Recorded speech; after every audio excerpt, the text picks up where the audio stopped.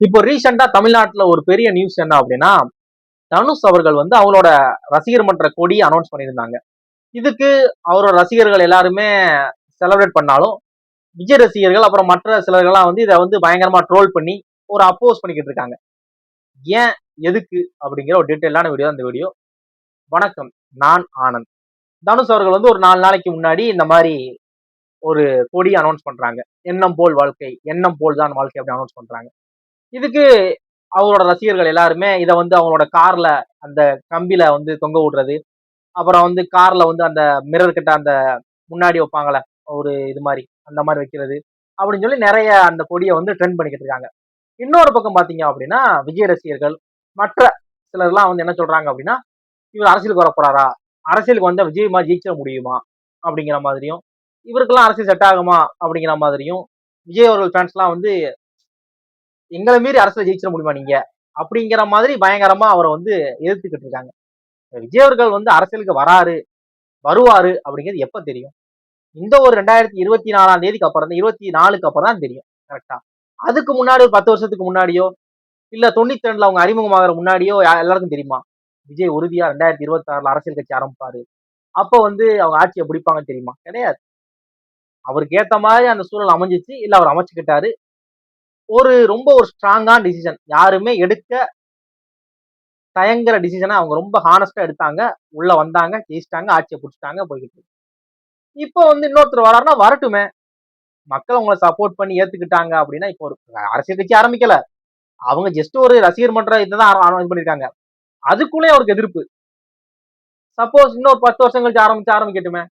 இப்போ 26, 36ல இது பண்ணாங்கன்னா, மக்கள் மனநிலை மாதிரி அவங்களுக்கு ஜெயிக்க வச்சு இதானாங்கன்னா நடக்கிற எல்லாமே நடக்கு. இப்போ வந்து இன்னைக்கு தமிழ்நாட்டு விஜய் அவர்கள் சிஎம் ஆயிருக்காங்கிறது வந்து ஆவாங்க அப்படிங்கிறது ஒரு 10 வருஷத்துக்கு முன்னாடி யாருக்கிட்ட தெரியுமா?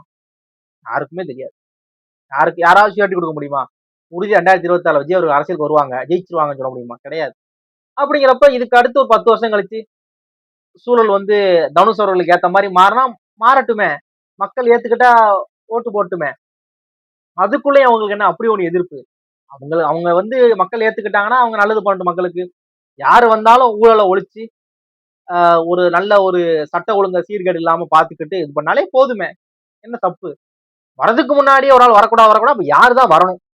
இவங்கதான் வரணும்னு ஏதாவது இருக்கா? அப்படிலாம் இல்ல. மக்கள் ஏத்துக்கிட்டாங்க, இது பண்றாங்க. இன்னொன்னு விஜய் அவர்கள் பண்ணதுதான் ஒரு இது அப்படின்னா ஓகே, சில விஷயங்கள் உண்மைதான். ஒரு பெரிய சம்பளம் 275 கோடி வருமானத்தெல்லாம் விட்டுட்டு ஒருத்தர் வராரு அப்படின்னா அதெல்லாம் ரொம்ப பெரிய விஷயம்.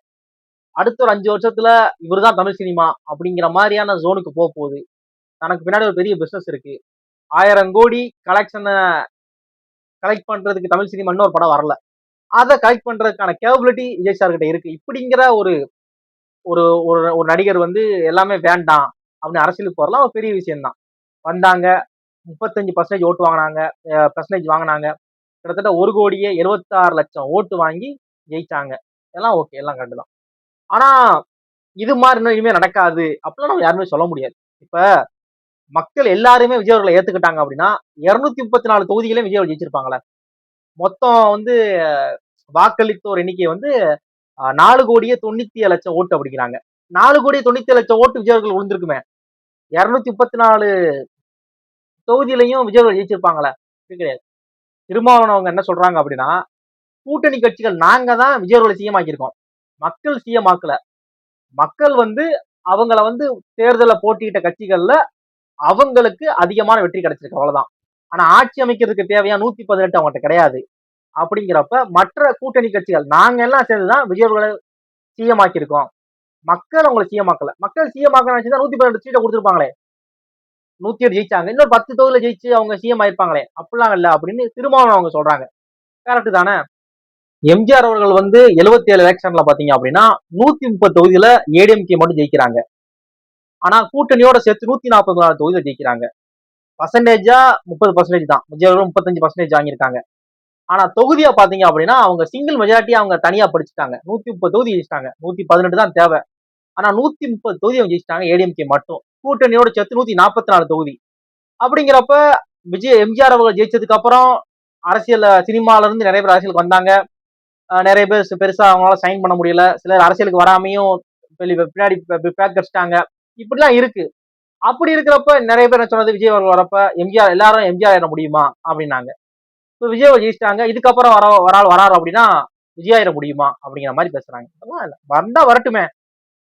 தனுஷ் அவர்கள் மட்டும் நான் சொல்லல, பிரதீப் ரங்கநாதன் அவர்கள் வந்தாலுமே வரட்டுமே, வரட்டும். இப்ப இப்ப தனுஷ் அவர்கள் இந்த கொடி ஆரம்பிச்சிருக்காங்க, இன்னும் ஒரு 10 வருஷம் இல்ல ஒரு 15 வருஷம், ஒரு 2046லயோ இல்ல ஒரு 56லயோ பிரதீப் ரங்கநாதன் அவங்க இப்ப ஆரம்பிக்கட்டுமே.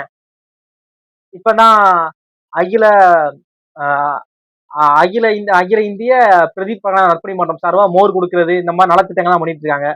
வரட்டுமே, வந்தா வரட்டுமே, மக்கள் ஏத்துக்கிட்டா அவங்க இதாக போறாங்க. இல்லன்னு இருக்கு, யாரு வரணும் யார் வரணும் யார் முடிவு பண்றா? அரசியலுக்கு யாருனாலும் வரட்டும், மக்கள் அவங்கள வந்து ஏத்துக்கிட்டாங்க, மக்கள் அவங்கள நம்புனாங்க, ஓட் போட்டாங்க, ஜெயிக்க போது சிஎம் ஆக போறாங்க. வரதுக்கு முன்னாடியே வரக்கூடாது என்னது? இதுதான் நான் சொல்ல நினைச்சது. மத்தபடி தனுஷ் அவர்கள் வந்து சப்போஸ் அரசியல் கட்சி ஆரம்பிக்கிறாங்க அப்படின்னா அதுக்கு என்னோட வாழ்த்துக்கள். பிரதீப் ரங்கநாத் அவங்களும் அரசியல் கட்சி ஆரம்பிக்கிறாங்க அப்படின்னா அதுக்கும் என்னோட வாழ்த்துக்கள். கவின் அவர்கள் ஆரம்பிச்சாலும் அதுக்கு என்னோட வாழ்த்துக்கள். யாருனாலும் ஆரம்பிங்க, நல்லது பண்ணுங்க. ஓகேவா? நன்றி, வணக்கம்.